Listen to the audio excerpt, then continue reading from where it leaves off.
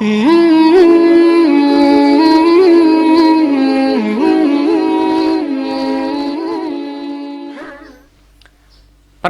selanjutnya yaitu bagaimana hukum air yang diragukan ukurannya?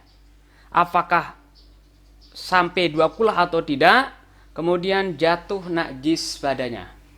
Apakah status air ini masih dianggap air mutlak yang bisa dipakai untuk berwudu, mandi dan sebagainya? Atau sebaliknya status air ini sudah dianggap sebagai air mutanajis, terkena najis?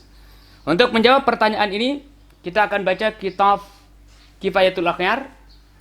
Di sini dijelaskan, iza waqa'a fil ma'i, apabila jatuh di dalam air najasatun, sebuah najis.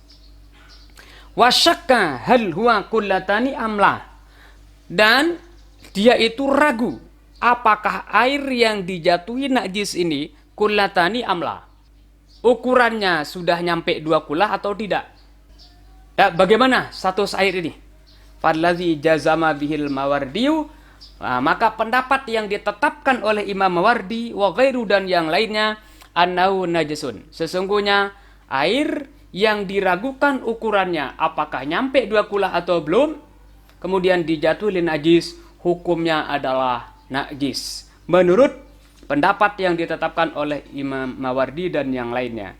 Alasan mereka adalah litahaqquqin najasati, karena najisnya sudah benar-benar diyakini adanya, sehingga air itu dikatakan atau dikategorikan najis.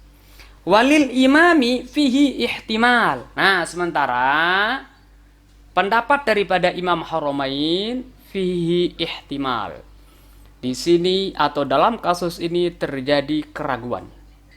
Apa maksudnya terjadi keraguan? Artinya tidak jelas apakah bisa dikatakan dia itu suci atau najis.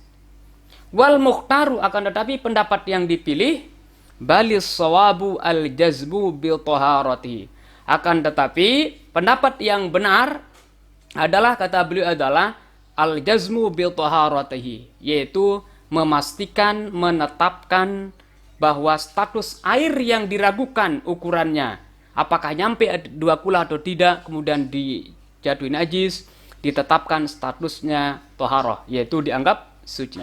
Kenapa? Li'annal asla toharatuhu, karena pada dasar pokoknya air itu adalah toharoh, yaitu suci. Wala yalzamu minan najasati an-najus, dan tidak memastikan najis yang jatuh kepadanya itu menjadi air itu menjadi mutanajis atau menjadi air yang berubah menjadi air yang najis. Kenapa? Karena asal pokoknya adalah taharah, yaitu suci. Nah, jadi kesimpulannya di sini ada 2 pendapat, yaitu pendapat yang mengatakan najis. Pendapat ini dikuatkan oleh Imam Mawardi dan yang lainnya. Dan pendapat yang kedua, yakni pendapat Imam Haramain, mengatakan suci. Saya pribadi lebih cenderung mengatakan suci. Kenapa? Al-yaqinu la yazalu bisyak, keyakinan sucinya air itu tidak bisa dihilangkan dengan adanya keraguan apakah dia itu nyampe 2 kula atau tidak. Wallahu subhanahu wa ta'ala a'lamu bissawab.